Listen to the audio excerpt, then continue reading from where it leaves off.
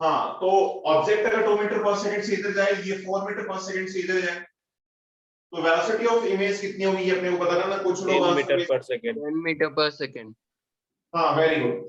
देखो अपने 1 बाय 1 देखते हैं अपन कि ऑब्जेक्ट अगर 2 मीटर पर सेकंड से इधर की तरफ मूव करेगा, तो मैंने बताया था परपेंडिकुलर डिस्टेंस में, मतलब मिरर से डिस्टेंस कम हो रही है तो इमेज भी इधर आएगा ऑपोजिट डायरेक्शन के अंदर सेम वेलोसिटी से। इसकी वजह से इमेज भी 2 मीटर पर सेकंड से इधर मूव करेगा। अब मिरर अगर 4 मीटर पर सेकंड से इधर की तरफ मूव कर रहा है, तो मिरर का डायरेक्शन सेम रहती है लेकिन इफेक्ट डबल आता है, यानी मिरर जिधर भी मूव करेगा डबल वेलोसिटी से इमेज मूव करेगी। जैसा अपन ने इंसिडेंट रे और रिफ्लेक्टेड रे में भी देखा था कि इंसिडेंट रे को अगर फिक्स कर दें और मिरर को किसी थीटा एंगल से रोटेट कर दें, तो रिफ्लेक्टेड रे उसी डायरेक्शन के अंदर 2 थीटा से रोटेट हो जाती है। तो मिरर इधर आएगा तो इमेज जो है इसकी वजह से डबल वेलोसिटी से इधर आएगी, यानी 8 मीटर पर सेकंड से इधर आएगी। तो मिरर की वजह से 8 मीटर पर सेकंड और ऑब्जेक्ट की वजह से 2 मीटर पर सेकंड, तो अल्टीमेटली जो वेलोसिटी ऑफ इमेज होगी वो 10 मीटर पर सेकंड माइनस एक्स के अंदर होगी। क्या ये बात समझ में आ रही सबको?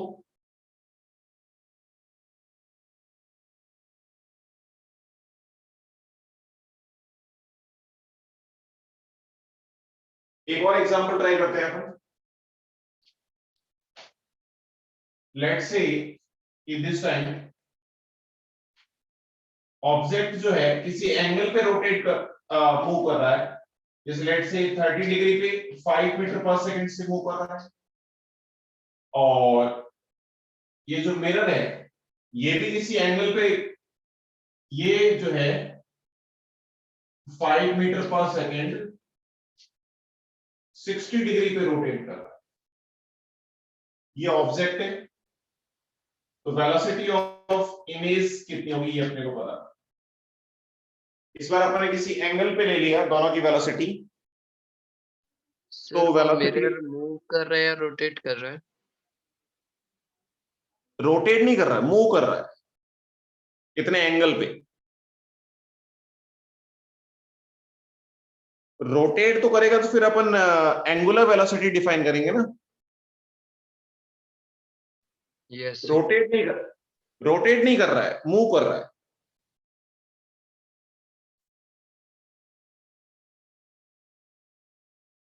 ये 5 मीटर पर सेकंड पे 60 डिग्री एंगल पे मूव कर रहा है, ये 5 मीटर पर सेकंड 30 डिग्री एंगल पे मूव कर रहा है।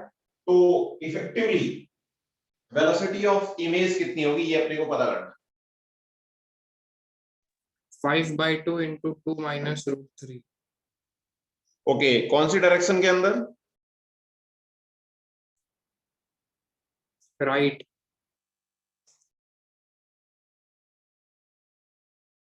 ओके, प्लस एक्स के अंदर, राइट? हाँ सर। ठीक है, बाकी लोग भी ट्राई करो।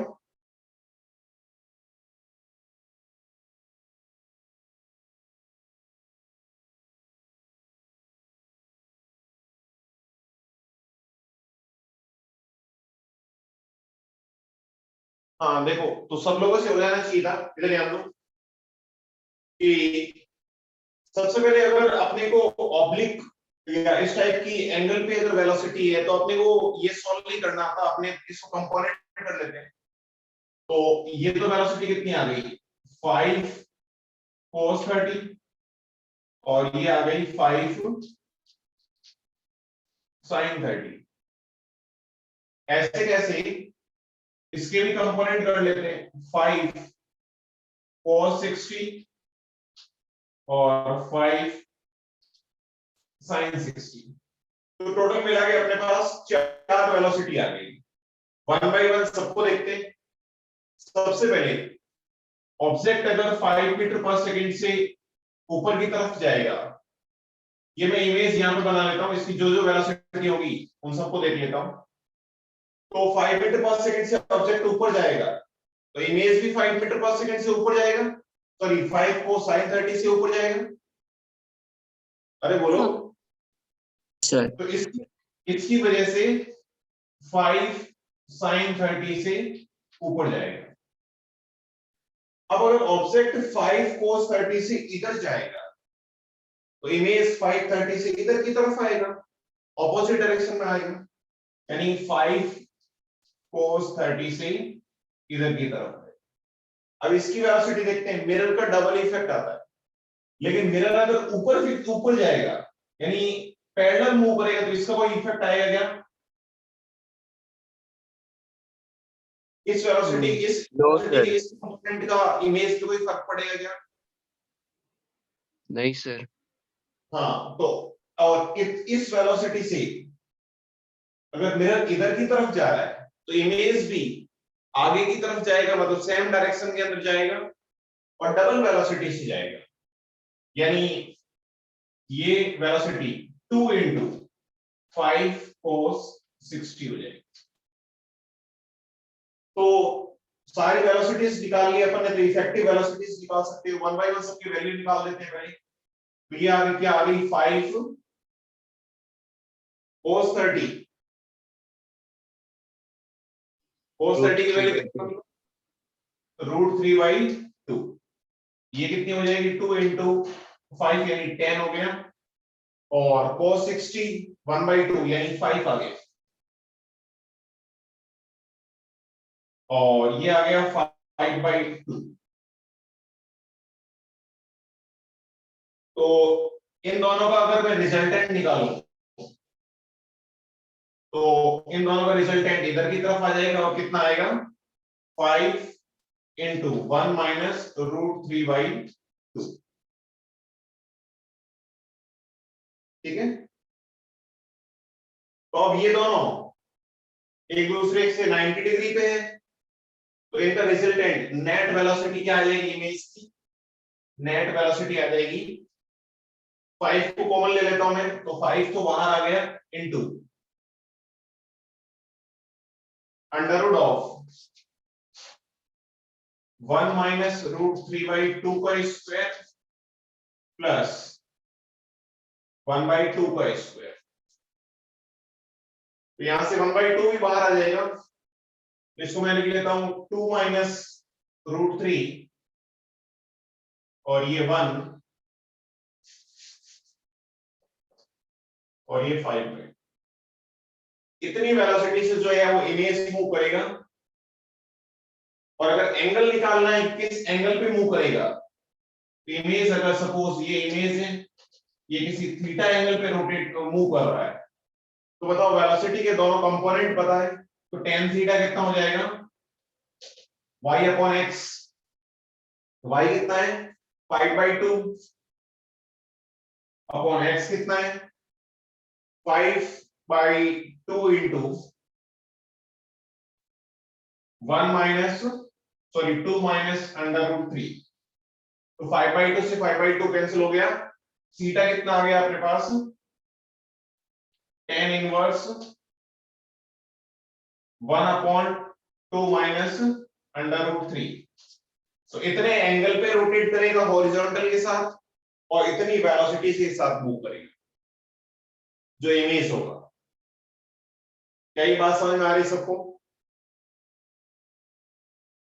Yes sir.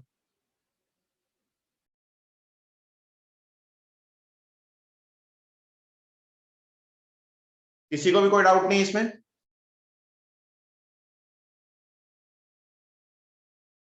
इसमें किसी को कोई डाउट?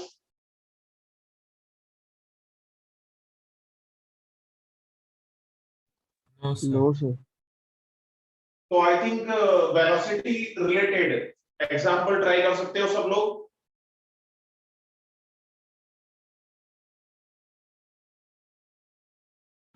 अरे बोलो। हाँ सर। ठीक है, यस सर। तो फिर आगे बढ़ते हैं अपन।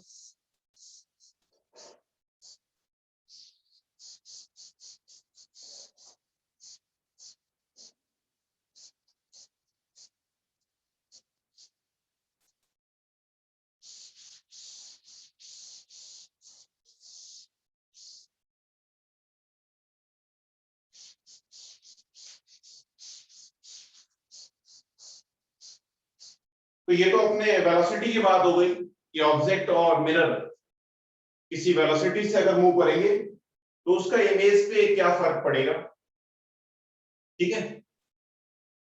तो उसके बाद नेक्स्ट, अभी तक अपन ने जो इमेज बनाए थे वो सिंगल मिरर से बनाए थे। नेक्स्ट अपन, अगर अपन दो मिरर यूज करें तो उससे अपने एग्जाम में क्वेश्चन पूछा जाता है नंबर ऑफ इमेज कितने होंगे। तो इमेज फॉर्मेशन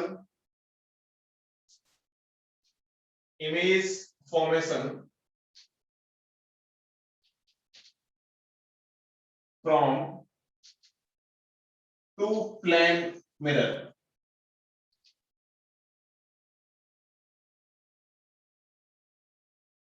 दो प्लेन मिरर अगर यूज करें तो उससे इमेज किस टाइप की बनती है, इसको देखते हैं।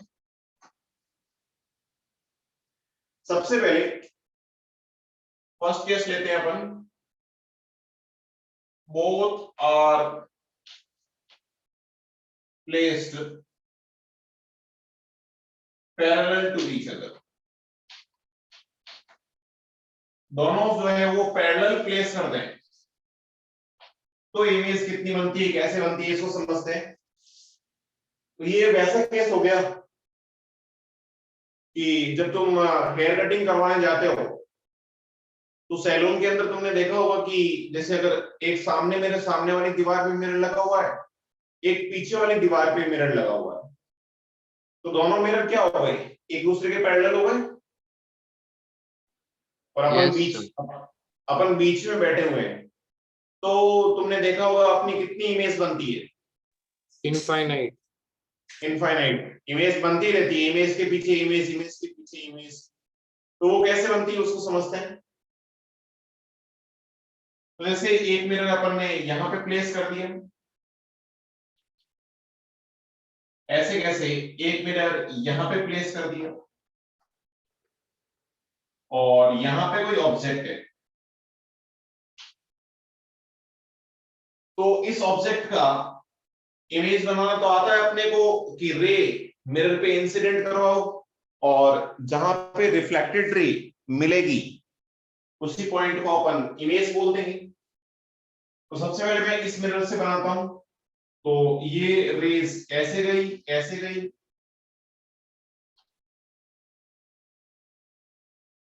तो ये रेज जहां पे मिलेगी ये कुछ यहां पे मिलती हुई अपियर हो रही है, तो यहां पे इसका इमेज बन जाएगा। इसको मैं I1 बोल देता हूं, या इसको मैं मिरर का नाम बोल देता हूं, इसको ए मिरर और इसको बी मिरर बोल देता हूं और इसको I B1 बोल देता हूं। I B1 का मतलब बी मिरर से बनने वाली फर्स्ट इमेज, ठीक है। ऐसे कैसे इससे भी बना सकते हो, ये रे इंसिडेंट करवाई अपन ने, इधर भी रे इंसिडेंट करवाई, रिफ्लेक्ट हुई और रिफ्लेक्ट होने वाली रेज जहां पे मिलती है उन्हीं को अपन क्या बोलते हैं, इमेज बोलते हैं। तो ये कुछ यहां पे मिलती हुई मेरे को ऑब्जर्व हो रही है, तो ये बन गई इमेज। ये इमेज कौन सी बन गई, IA1। तो ये अपन ने सबसे पहले बना ली, तो इस ऑब्जेक्ट की इमेज तो बन गई। अब तुम लॉजिकली सोच के बताओ कि इस मिरर के आगे ये जो इमेज बनी है ये मिरर के अंदर ही बनी हुई है एक्चुअली, लेकिन कुछ डिस्टेंस पीछे बनी हुई है, तो ये इमेज भी इस मिरर के लिए क्या ऑब्जेक्ट का काम कर सकती है। Yes sir. Yes, sir. तो इससे रेज आएगी, थोड़ा सा मैं इसको एक्सटेंड कर लेता हूं।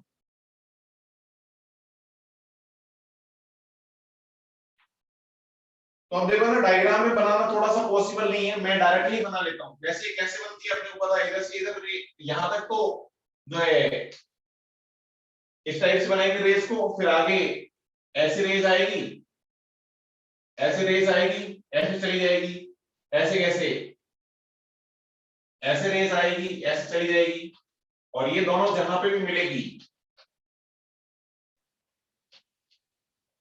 इसको मैं बोल दूंगा इमेज फ्रॉम फर्स्ट मिरर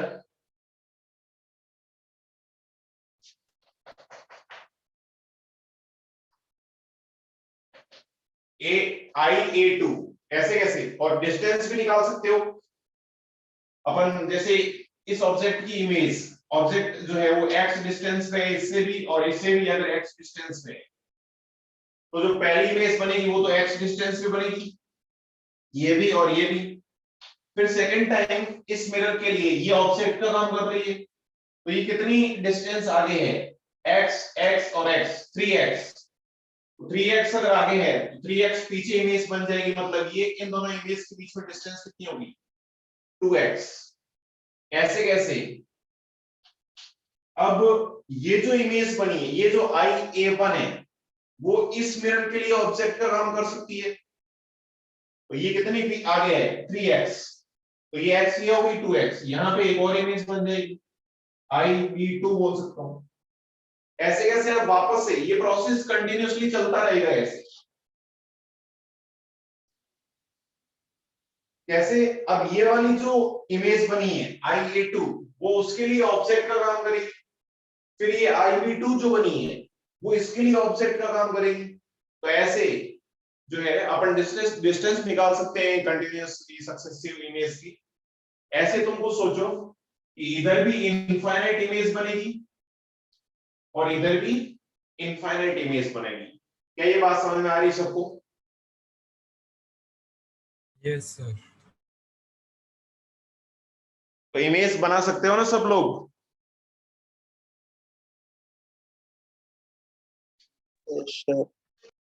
तो अगर नंबर ऑफ इमेज काउंट नहीं कर सकते अपन, इनफाइनाइट बोल सकते हैं, तो दो प्लेन मिरर अगर एक दूसरे के पैरेलल प्लेस करें तो फिर डेफिनेटली उन दोनों से, उनके बीच में अगर कोई ऑब्जेक्ट है तो इनफाइनाइट इमेज बनेगी। और तुमने ये भी देखा होगा कि सैलून के अंदर अगर अपनी जो चेयर है वो एकदम बीच में है सिमेट्रिकली, दोनों से डिस्टेंस, तब तो अपन ने इस मिरर के अंदर जो इमेज बन रही है और उस मिरर के अंदर जो इमेज बन रही है वो सिमेट्रिकल दिखती है, एक के जैसी एक दूसरी दिखती है।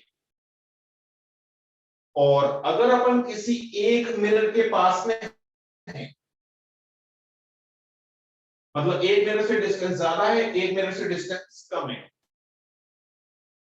तो फिर क्या होता है कि एक मिरर के अंदर तो जो बनने वाली इमेज है वो तो पास पास में बनती है, बनती उतनी ही है, लेकिन दूसरे मिरर से जो इमेज बनती है वो थोड़ी सी दूर दूर बनती है।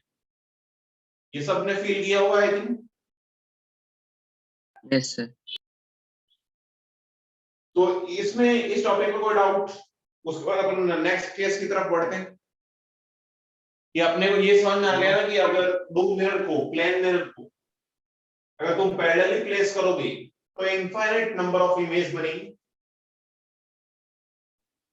Excuse me, sir. हाँ बोलो। सर वो पैरेलली प्लेस्ड होते हैं तो सैलून में इमेज थोड़ी सी ऊपर बनते जाती है सर। ऊपर किधर बनती है? सर मतलब कि मतलब एक लाइन में नहीं अरे बनती वो। अरे अरे यार तू समझदार नहीं है। अरे ऐसे सोचना, वो क्या करते हैं, वो तेरे को सारी इमेज दिखाने के लिए वो पीछे वाला मिरर जो है वो एग्जैक्टली पैरेलल प्लेस नहीं करते हैं, थोड़ा सा एंगल पे प्लेस कर देते हैं। पीछे वाला जो मिरर होता है, कभी भी इस बार जब हेयर कटिंग के लिए जाए, अभी लॉकडाउन में तो मत ही जाना, उसके बाद जब जाए ध्यान रखना, पीछे वाला जो मिरर होता है ना वो थोड़ा सा ऐसे प्लेस करते हैं, किसी एंगल पे प्लेस कर देते हैं। तो एंगल पे प्लेस करोगे तो फिर वो इमेज थोड़ी सी इस टाइप से बनती चली जाए। Okay sir. डाउट क्लियर हो गया क्या? हाँ सर। हाँ, वो एग्जैक्टली जो है वो एग्जैक्टली अगर पैरेलल प्लेस करेगा तो एक के पीछे एक बनेगी, एक के पीछे एक बनेगी, तो अपने को सारी इमेज हो सकता है कि अच्छे से नहीं दिखे, आवड़ने होना शुरू हो जाएगी ना भाई। तो थोड़ा सा मैंने क्या किया, पीछे वाले मिरर को किसी एंगल में प्लेस कर दिया तो सारी इमेज अपने को थोड़ी थोड़ी दिखना शुरू हो जाएगी।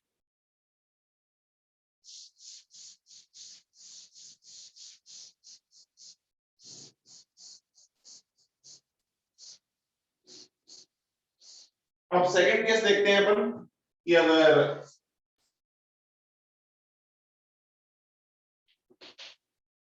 both mirror are perpendicular to each other.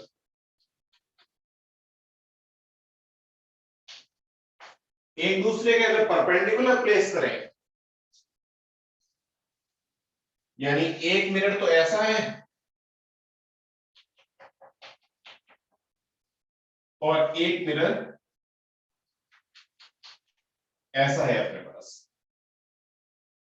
और यहां पे अपने पास कोई ऑब्जेक्ट है, तो अब अपने को पता करना है कि अपने पास कितनी इमेज बनेगी। तो इमेज बनाना तुम सब लोगों को आता है, तो लॉजिकली कोई बता सकता है 1 मिनट के अंदर की कितनी इमेज बनेगी? सर आपका आवाज ब्रेक हो रहा है। हेलो, हाँ सर, क्वेश्चन रिपीट कर दीजिए ना। क्वेश्चन ये है कि ये जो मिरर है दोनों, जैसे लास्ट एग्जांपल, लास्ट केस के अंदर अपन ने देखा था कि दोनों मिरर क्या थे, पैरेलल थे। इस बार दोनों मिरर को अपन ने परपेंडिकुलर प्लेस कर दिया, एक एक्स एक्सिस के अंदर है तो एक वाई एक्सिस के अंदर है, और सिमेट्रिकली अपन ने ऑब्जेक्ट यहां पे प्लेस करी, ये अपन ने सिमेट्रिकली लेट से प्लेस करी है। तो फिर इस ऑब्जेक्ट की कितनी इमेज बनेगी ये अपने को पता करना है। इनफाइनाइट 3। कितने लोगों को समझ में आ रहा है कि 3 बनेगी? तो देखते हैं, देखो आराम से अपन तो समझते हैं ना, बनाते चलते हैं, जितनी बनेगी वो अपने आप आ जाएगी, बनानी आती है अपने को। देखो इस मिरर से ये जितनी डिस्टेंस आगे है, अब मैं ना बार बार डायग्राम नहीं बना रहा, सीधा ही अपने को इमेज बनानी आती है कि मिरर से ऑब्जेक्ट जितना परपेंडिकुलर आगे होगा, इमेज उतनी ही मिरर से परपेंडिकुलर पीछे होगी। क्या ये बात समझ में आ रही है? सर ठीक है। तो मैं बाकी अगर किसी को बनाना है तो बना भी सकते हो, जैसे ये रेस आएगी, ये परपेंडिकुलर जो है इंसिडेंट हो रही है, तो वापस रिफ्लेक्ट हो जाएगी, फिर एक रेस ऐसे डालोगे, फिर वो ऐसे चली जाएगी, तो ऐसे ये यहाँ पे कहीं पे मिलेंगे, एक रेस ऐसे डालोगे, फिर ये इधर चली जाएगी, तो ये रेस यहाँ पे कहीं पे मिलेगी, तो यहाँ पे इमेज बनेगा। बट अपन डायरेक्टली सोच सकते हैं कि जितनी डिस्टेंस इमेज, अगर एक्स डिस्टेंस ऑब्जेक्ट अगर एक्स डिस्टेंस आगे है तो एक्स डिस्टेंस पे इमेज बन जाएगी। ऐसे कैसे इस मिरर से बनाते हैं, इस मिरर से लेट से कि एक्स डिस्टेंस आगे है तो इमेज भी एक्स डिस्टेंस पीछे यहां पे बन जाएगी। इसको I2 बोल लेता हूं। क्या ये बात समझ में आ रही है सबको?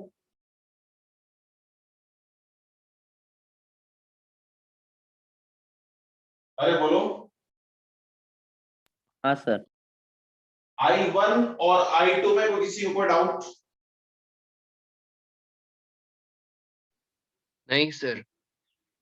अब वापस से जैसे अपन ने पहले वाले केस में बनाया था, क्या ये जो इमेज है जो इस मिरर से बनी है वो इस मिरर के लिए ऑब्जेक्ट का काम कर सकती है? Yes sir. हाँ और मैंने बताया था किसी एंगल पे अगर मिरर को प्लेस करते हैं तो उससे इमेज कैसे बनाते हो? परपेंडिकुलर डिस्टेंस जितनी आगे होगी इमेज, यानी एक्स डिस्टेंस आगे है तो इमेज भी पीछे एक्स डिस्टेंस पे बन जाएगी, मतलब ये यहाँ पे I3 बन जाएगी, ये एक्स है तो ये भी एक्स है। ये कौन सी इमेज? ये इस इमेज की इमेज है जो कि इस मिरर से बनी है, क्योंकि ये इमेज जो इससे बनी है इसके लिए ऑब्जेक्ट का काम कर सकती है, तो यहाँ पे I3 बन जाएगा। ऐसे कैसे? ये वाली जो इमेज है वो इस मिरर के लिए ऑब्जेक्ट का काम कर सकती है, तो ये एक्स डिस्टेंस अगर आगे है तो एक्स डिस्टेंस नीचे परपेंडिकुलर बन जाएगी यहाँ पे, मतलब क्या I3 जो होगी, I3 I1 और I2 दोनों का इमेज बनेगा यहाँ पे दोनों मिरर से, लेकिन क्या ये ओवरलैप कर जाएंगे? Yes sir. हाँ सर। तो I3 actually image of I1 and I2 दोनों की इमेज है जो कि ओवरलैप कर गई है सिमेट्रिकली प्लेस होने की वजह से। अगर अपन सिमेट्रिकली प्लेस नहीं करते तो फिर क्या एक और पास में इमेज बनती? Yes sir. जैसे ये डिस्टेंस में x नहीं लेंगे, कुछ डिफरेंट ले लेगा, तो एक यहां पे बनती, एक इसके पास में और बन जाती।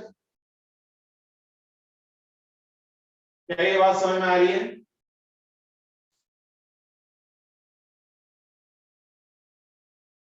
तो क्या मैं, अच्छा इसके बाद कोई इमेज बनेगी क्या? नहीं।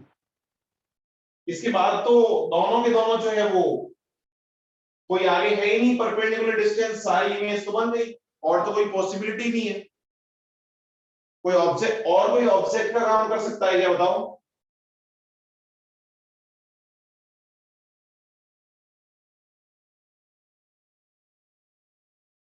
कोई नहीं कर सकता। तो इतनी इमेज बनेगी।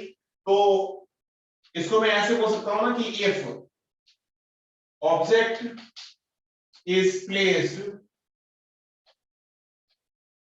सिमेट्रिकली, सिमेट्रिकली प्लेस करूंगा तब तो नंबर ऑफ इमेज कितने होंगे बताओ? 3। नंबर ऑफ इमेज 3 हो जाएंगे।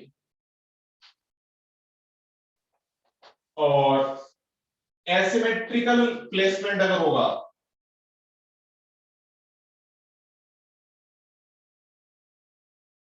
तो फिर नंबर ऑफ इमेज कितने होंगे? 4। 4। तो आई थिंक सब लोग समझ गए होंगे। इसमें किसी को डाउट हो तो बताओ। इसमें किसी को कोई डाउट हो तो बताओ। No sir. कोई डाउट नहीं, राइट? अरे डाउट नहीं है ना? नहीं नो सर। सर। नहीं सर। ठीक है ना? अब ये तो फर्स्ट केस के अंदर जो है अपन ने दोनों जो मिरर लिए थे वो पैरेलल लिए थे, सेकंड केस के अंदर परपेंडिकुलर लिए थे। अब इन जनरल किसी थीटा एंगल पे ले लेते हैं।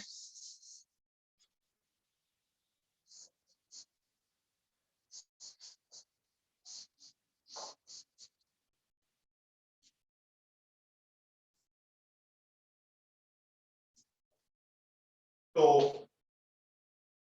In general angle between mirrors is theta. कोई भी इन जनरल एंगल अगर थीटा हो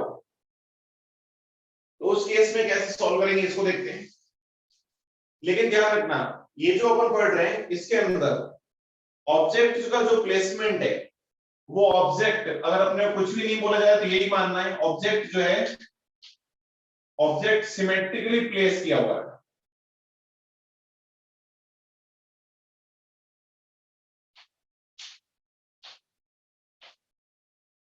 सिमेट्रिकली प्लेस किया हुआ है ऑब्जेक्ट को, उसी केस में ये सब अपन पढ़ रहे हैं।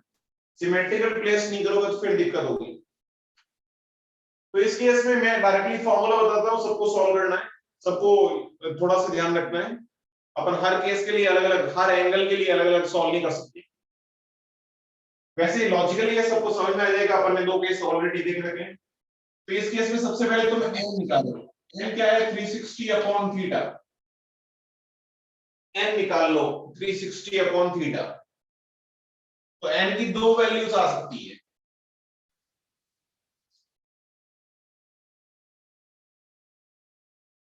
या तो जो है एन ऑड होगा या एन इवन होगा। अच्छा, एन से कुछ लोग कंफ्यूज तो नहीं हो रहे?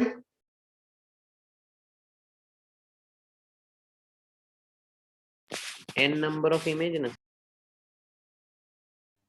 क्या हुआ? n number of image है ना? नहीं नहीं नहीं, एन जो है वो 360 अपॉन थीटा इसको बोल रहे हैं, नंबर ऑफ इमेज को नहीं बोल रहे।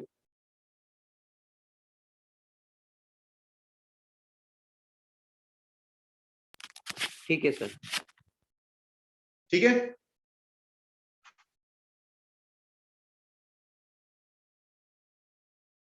यहाँ पर सिमेट्रिकल और एसिमेट्रिकल इन दोनों केस के अंदर अलग अलग ही देख लेते, ज्यादा अच्छा है।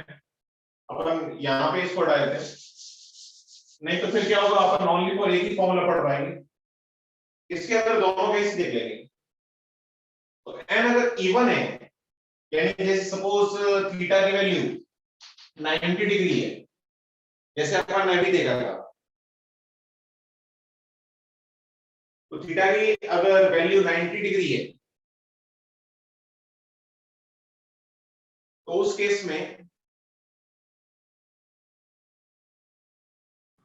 अपने को पता है कि एन जो आएगा वो 360 अपॉन 90 यानी कितना आ गया, 4 आ गया। एन 4 यानी इवन आ गया। तो उस केस में इमेज, अभी अपन ने देखा था कि इमेज कितनी बनती है, n-1।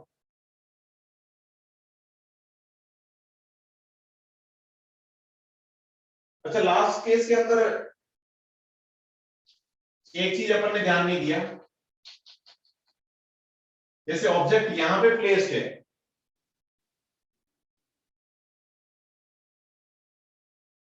ये सपोज अगर मैं जैसे एसिमेट्रिकली प्लेस करूं तो देखते हैं इमेज कैसे बनती है। सिमेट्रिकल होगा तब तो समझ में आ गया ना सबको। Yes sir. तो एसिमेट्रिकल होगा, जैसे ये डिस्टेंस x है और ये डिस्टेंस सपोज y है, तो उस केस में 3 ही बनेगी सर। ये इमेज तो यहां पे बन गई x पे, ये इमेज यहां बन गई y डिस्टेंस पे। और बनेंगे सर। एक सेकंड, और फिर इस मिरर के लिए ये ऑब्जेक्ट का काम करेगी, यानी ये x आगे है तो x पीछे, यानी यहां पे बन जाएगी। फिर ये जो है इसके लिए ऑब्जेक्ट काम करेगी, यानी y इधर है तो y इधर बन जाएगी, यानी फिर भी तो ये ओवरलैप ही हो रही है। अरे बोलो,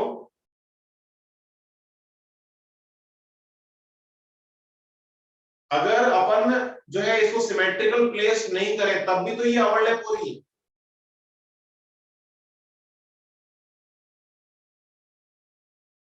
अरे समझ में आया नहीं आया? Yes sir. हेलो, आवाज आ रही है? Yes sir.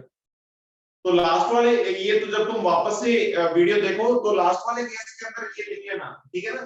जो परपेंडिकुलर वाला केस था उसमें अपन ने ये ध्यान नहीं दिया, थोड़ा सा जल्दबाजी में कर लिया। ध्यान रखना कि अगर थीटा 90 हो तब चाहे सिमेट्रिकली प्लेस करें चाहे एसिमेट्रिकली प्लेस करें, दोनों केसेस के अंदर नंबर ऑफ इमेज कितने होंगे?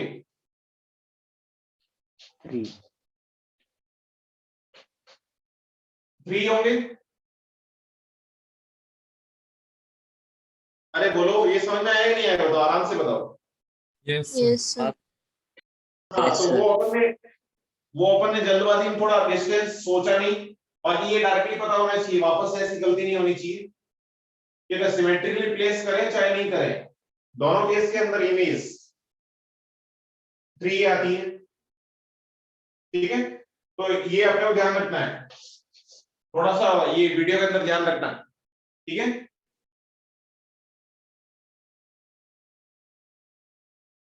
चलो आगे बढ़ते हैं।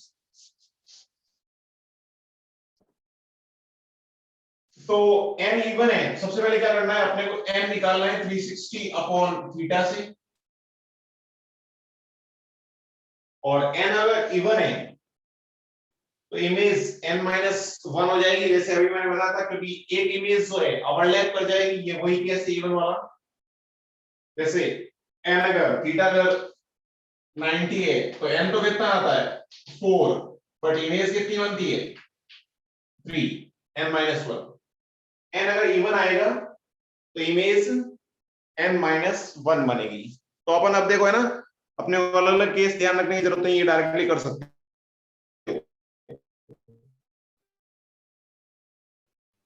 समझ में आया कि नहीं आया? Yes sir. और n अगर ऑड है, n ऑड है तो फिर अपने को सिमेट्रिकल या एसिमेट्रिकल देखना पड़ेगा। यानी ऑब्जेक्ट अगर सिमेट्रिकली प्लेस्ड है, ऑब्जेक्ट सिमेट्रिकली प्लेस्ड है या एसिमेट्रिकल प्लेस्ड है,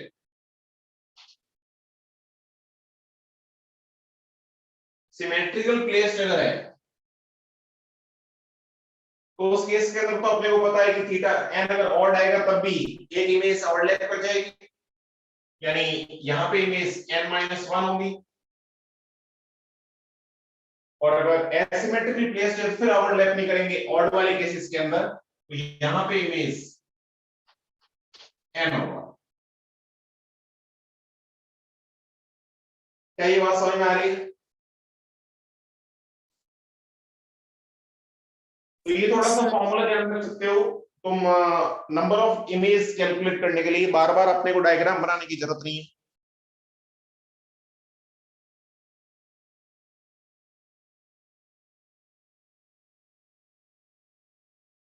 क्या ये समझ में आ गया सबको?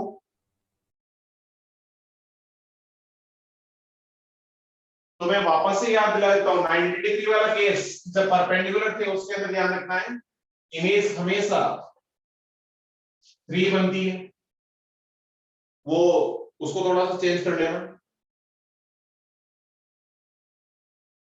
ठीक है? यहां तक कोई डाउट नहीं है, राइट?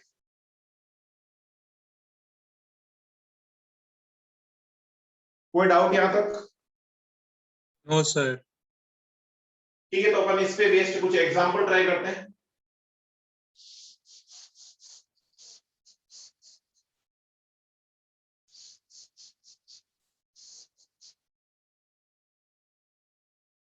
सबसे पहले जैसे एक सिंपल सा एग्जांपल प्लेस करते हैं कि दो मिरर हैं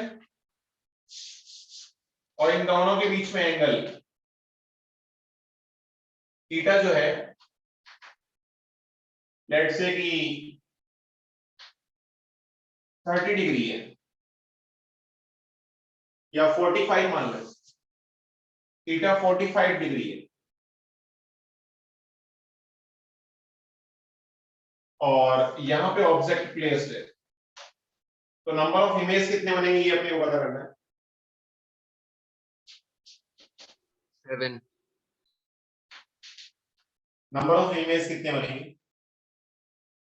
तो सबसे पहले तो n निकालोगे 360 अपॉन थीटा, तो 360 अपॉन 45 कितना आ गया ये बताओ? 8। यानी 8 क्या है, इवन आ गया। इवन है तब तो अपने को सोचने की जरूरत ही नहीं है, इमेज डायरेक्टली n माइनस 1 हो जाएगा, यानी 8 माइनस 1 7 हो जाएगा, यानी इससे 7 इमेज बनेगी टोटल, ठीक है? तो अब 7 इमेज अपन बनाना थोड़ा सा मुश्किल है, इसलिए डायरेक्टली ध्यान रखना चाहिए अपने को। चलो एक और एग्जांपल ट्राई करते हैं।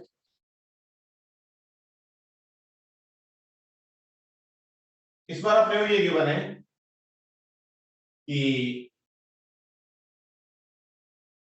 3 mirror are placed in a room। एक रूम के अंदर अपन ने 3 मिरर प्लेस कर दिए, plane mirror, 2 on successive walls दो जो वॉल से सक्सेसिव, इस पे और इस पे एक दूसरे के परपेंडिकुलर, इन दोनों में प्लेस कर दिया है, एंड वन एट, एक अपन ने इसके रूफ पे प्लेस कर दिया, यानी ऊपर प्लेस कर दिया है, यानी तीनों ऑल थ्री मिरर इस टाइप से प्लेस किए हैं कि all three mirror are perpendicular. ये देखो ना, ये जनरली ये लैंग्वेज नहीं गिवन होती, जनरली एग्जाम के अंदर क्या लैंग्वेज गिवन होती है, इस टाइप से लैंग्वेज गिवन होती है कि three mirrors are placed in a room, all three are perpendicular to each other, तीनों एक दूसरे के परपेंडिकुलर है। तो डेफिनेटली अपने को समझ में आना चाहिए कि एक एक्स के अंदर है, एक एक्स वाई प्लेन के अंदर है, एक जो है वो एक्स जेड प्लेन के अंदर है, एक वाई जेड प्लेन के अंदर है, यानी एक दूसरे के ये जो तीन परपेंडिकुलर जो दीवारें हैं, मतलब दो तो एक तो जो है अपने रूफ वाली हो गई और दो ये वॉल्स वाली हो गई, ऐसे ही प्लेस कर सकते हैं। और कोई पॉसिबिलिटी है कि तीनों को आपस में परपेंडिकुलर प्लेस करने का?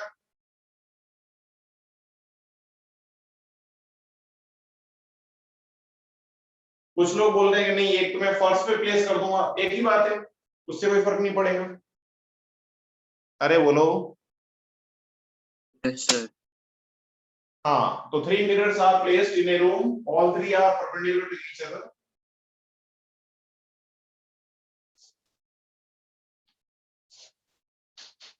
तो दो तो परपेंडिकुलर है, एक और परपेंडिकुलर है, वो ऐसे हो जाएगा, ये ऐसे, ये ऐसे, ऐसे समझ लो। अपन ये डायग्राम थोड़ा सा बनाना मुश्किल है, तो एक इस दीवार पे, एक इस दीवार पे और एक ऐसे। तो यहां पे कोई अगर ऑब्जेक्ट रखा हुआ हो तो टोटल नंबर ऑफ इमेज कितनी बनेगी बताओ? टोटल नंबर ऑफ इमेज कितनी बनेगी?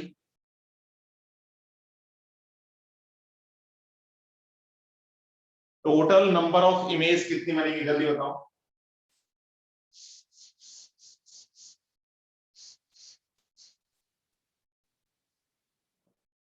सब लोगों से हो जाना चाहिए ये एग्जांपल।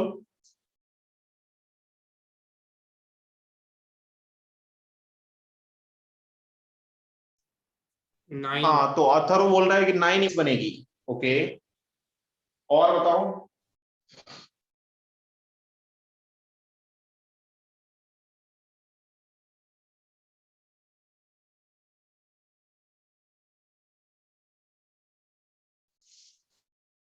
तो समझते हैं अपन, 9 पता नहीं तुम्हारे कैसे आएगा, अपन समझते हैं। देखो कितना बनेगा, 6। 6। ओके, और किसने ट्राई किया?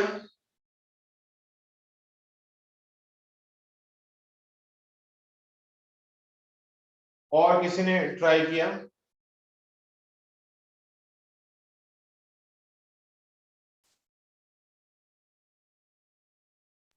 सर 7 बनेंगे। 7 बनेगी, वेरी गुड। देखो इधर ध्यान दो, देखो है ना, एग्जाम क्वेश्चन को स्टेप बाय स्टेप करो, जितना अपने को पता है उतना ही ट्राई करो, तो क्वेश्चन आराम से बन जाएगा। देखो सबसे पहले तो मैं दो मिरर अगर एक दूसरे के परपेंडिकुलर है तो उससे कितनी इमेज बनती है ये पता करता हूं। तो मेरे को पता है इससे, जैसे थीटा जब 90 हो तो n की वैल्यू 4 आती है, यानी इवन है, तो इमेज जो है 3 बन जाते हैं। कौन कौन से बनते हैं वो मेरे को पता है, एक यहाँ पे बनेगा I1, एक यहाँ पे बनेगा I2, एक इन दोनों से जो बनेगा I3, ये 3 इमेज बनेगी। तो ये दो मिरर अगर होते तो क्या यही सीन बनता?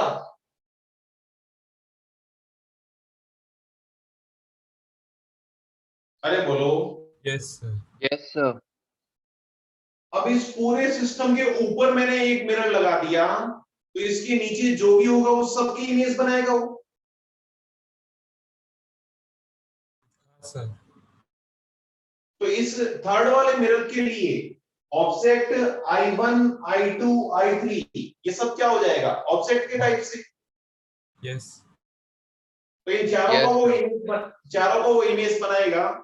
तो टोटल नंबर ऑफ इमेज कितनी हो गई, 4 तो वो बनाएगा थर्ड वाला मिरर और 3 ये बन गई।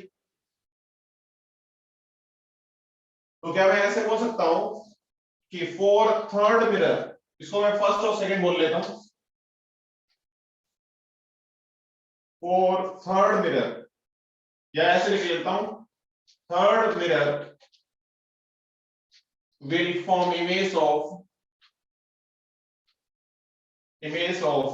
object I1, I2, I3 यानी 4 इमेज बनाएगा थर्ड मिरर। तो टोटल नंबर ऑफ इमेज 7 हो गया। 4 तो ये बनाएगा थर्ड वाला और 3 पहले से बनेगी। सर हाँ बोलो।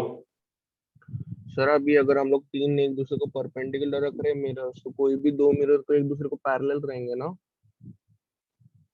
क्या हुआ, अभी हम लोग तीन मिरर्स रख रहे हैं एक दूसरे को परपेंडिकुलर, तो उसमें दो मिरर कोई भी रहेंगे वो पैरेलल रहेंगे ना एक दूसरे से। कैसे रहेंगे पैरेलल, ऐसे सोचो, एक सेकेंड देखो। ओके ओके सर, 3D में ओके समझा सर। हाँ हाँ हाँ हाँ, जैसे जैसे थोड़ा लेट चमकता है क्या। नहीं, एक्चुअली वो डायग्राम 2D में था तो कंफ्यूज हो गया सर। हाँ हाँ हाँ, डायग्राम नहीं, अपन तो 3D में ही बातें करो, 2D वोडी गया बहुत दूर। दीवार सोचो ना यार, कमरे की जो 3 दीवारें हैं, एक ये सॉरी 2 दीवारें और एक छत, ये तीनों एक दूसरे के परपेंडिकुलर नहीं है। है सर। हाँ तो बस वही तो मैं बोल रहा हूं। तो यहां तक कोई डाउट,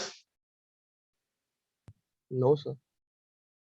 ठीक है। तो अपना ये जो प्लेन मिरर था, ये चारों तरफ से 3D में कंप्लीट हो गया। अब अपने को नेक्स्ट जो मैंने जो तुम्हें स्टार्टिंग में सब टॉपिक बताए थे, सबसे पहले अपन ने देखा था कि रिफ्लेक्शन फ्रॉम प्लेन मिरर। अब अपन नेक्स्ट देखेंगे रिफ्लेक्शन फ्रॉम कर्व्ड मिरर। तो वो टॉपिक अपन नेक्स्ट क्लास में स्टार्ट करेंगे। आज ही क्लास में कोई डाउट हो तो बोलो।